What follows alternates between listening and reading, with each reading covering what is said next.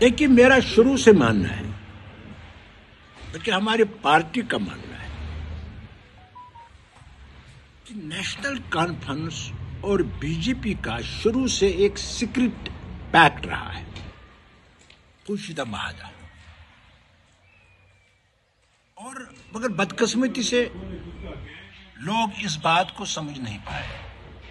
जब भी कोई कदम नेशनल कॉन्फ्रेंस की लीडरशिप ने उठाया, वो बीजेपी के हित में था और उसका फायदा बीजेपी को हुआ। आप देखिए, आज भी बीजेपी को फायदा हुआ और नेशनल कॉन्फ्रेंस की लीडरशिप ने बीजेपी लीडरशिप को खुश करने के लिए कांग्रेस जमात को एक सीट भी राज्यसभा की नहीं दी। हालांकि उनको यह हक बनता था।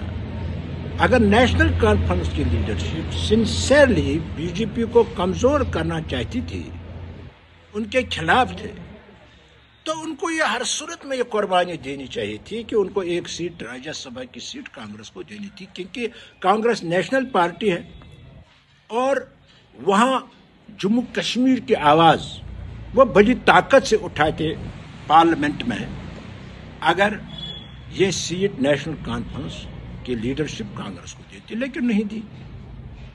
अब मैं ये समझता हूं कि जो अब कांग्रेस का जो फैसला आया, मुझे लगता है वो तो ऑन प्रोटेस्ट उन्होंने फैसला किया कि उन्होंने नगरोटा की सीट छोड़ दी। और बड़ा, अगर उन्होंने ये प्रोटेस्ट के तौर छोड़ दी तो मुझे लगता है उन्होंने गैरत का मुजाहरा किया है, क्योंकि यही इसका इलाज था कि कांग्रेस को दिखाना चाहिए था नेशनल कॉन्फ्रेंस को, हम इतने बैगरत नहीं हैं, हम इतने मजबूर नहीं हैं कि हम भिखारी नहीं हैं कि हम आपके बलबूते पर नगरोटा की सीट लड़ेंगे।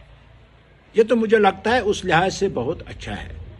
लेकिन बदकिस्मती से कश्मीर, जम्मू कश्मीर के लोग नेशनल कॉन्फ्रेंस की लीडरशिप को अगर समझेंगे, हिस्ट्री देखेंगे, तो नेशनल कॉन्फ्रेंस की जो लीडरशिप है, बड़ी लीडरशिप शेख महमूद साहब, वो शुरू से आर्टिकल 370 के हक में नहीं थे, क्योंकि उनका रिकॉर्ड है असेंबली में 78 में उन्होंने तकरीर की और ये कह दिया तकरीर में, article 370 is not a sacrosanct, ये कोई मुकद्दस चीज नहीं है, इसको बदल सकते हैं। नेशनल कॉन्फ्रेंस की लीडरशिप के जो है वो इस कदम पर चल रही है, क्योंकि जब आर्टिकल 370 एब्रोगेट हुआ, एब्रोगेशन से 3 दिन पहले नेशनल कॉन्फ्रेंस के टॉप लीडरशिप ने फारूक अब्दुल्ला साहब की क़यादत में, इवन उमर अब्दुल्ला भी उसमें थे, मोदी जी से मुलाकात की और 3 दिन के बाद एब्रोगेट हो गया। अब जो ये ड्रामा कर रही है नेशनल कॉन्फ्रेंस, वो बीजेपी है, ये बीजेपी है, ये लोगों को धोखा देने के मुतरादिफ है और लोगों को डाइवर्ट अटेंशन कर रहे हैं वरना। और ये कोई नई बात भी नहीं है। मेरी बात में इस वजह से भी वजन है, वेटेज है, क्योंकि पहले नेशनल कॉन्फ्रेंस की लीडरशिप जो है, जिन्होंने अलायंस किया बीजेपी के साथ पास्ट में, और उमरुल्लाह साहब वजीर खारजा, ममलिकत वजीर खारजा बने और उन्होंने सारे दुनिया को कहा कि कोई ज्यादती कश्मीर में नहीं हो रही है, गवर्नमेंट की तरफ से, मरकजी सरकार की तरफ से सब कुछ ठीक चल रहा है।